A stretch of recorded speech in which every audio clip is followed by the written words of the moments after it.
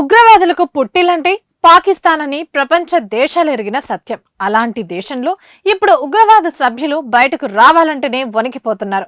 ఒకప్పుడు ఉగ్రవాదులు భారీ బందోబస్తు మధ్య విచ్చలవిడిగా తిరిగిన రోజులు ఉన్నాయి. కానీ సీన్ మారిపోయింది.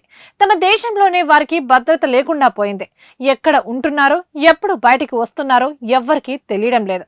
అలా ఉంది ప్రస్తుతం పాక్ లో ఉగ్రముఖుల పరిస్థితి. ఈ విషయాన్ని తాజాగా లష్కర్ ఇ తోయిబా సంస్థకు చెందిన కీలక సభ్యుడు రిజ్వాన్ హనీఫ్ చేసిన సంచలన వ్యాఖ్యల ద్వారా బయటికి వచ్చింది. రిజ్వాన్ హనీఫ్ కి సంబంధించిన ఒక వీడియో ప్రస్తుతం సోషల్ మీడియాలో బాగా వైరల్ అవుతుంది. గత 3-4 సంవత్సరాల్లో పాకిస్తాన్ తో పాటు పాకిస్తాన్ ఆక్రమిత కశ్మీర్ ప్రాంతాల్లో తమ సంస్థకు చెందిన 30 మందికి పైగా సభ్యులు గుర్తు తెలియని వ్యక్తుల దాడిలో మరణించారని రిజ్వాన్ ఆ వీడియోలో బహిరంగంగా అంగీకరించాడు. పెషావర్, కరాచీ, రావాల్పిండి, రావాల్కోట్, మజుఫరాబాద్ వంటి ప్రాంతాల్లో ఈ హత్యలు చోటు చేసుకున్నాయని, గత కొన్నేళ్లుగా తమ సంస్థ కార్యకర్తను లక్ష్యంగా చేసుకుని వరుస హత్యలు జరుగుతున్నాయని పేర్కొన్నాడు. లష్కర్ ఇ తోయిబాకు చెందిన ఒక సీనియర్ సభ్యుడు ఇలా బహిరంగంగా ఈ విషయాలను అంగీకరించడం ఇదే తొలిసారి. ఈ హత్యల వెనుక భారత నిఘా సంస్థలు ఉన్నాయని రిజ్వాన్ ఆరోపించగా, ఆ ఆరోపణలను భారత్ పూర్తిగా తిరస్కరించింది.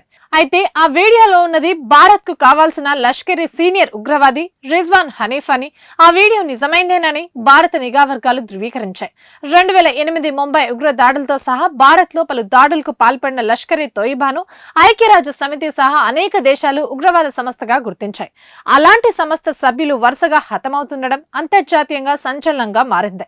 అయితే ఈ హత్యలకు అసలు కారణం ఎవరు, వీటి వెనుక ఉన్నది ఎవరు అనే అంశంపై ఇప్పటి వరకు అధికారికంగా ఎలాంటి నిర్ధారణ లేదు.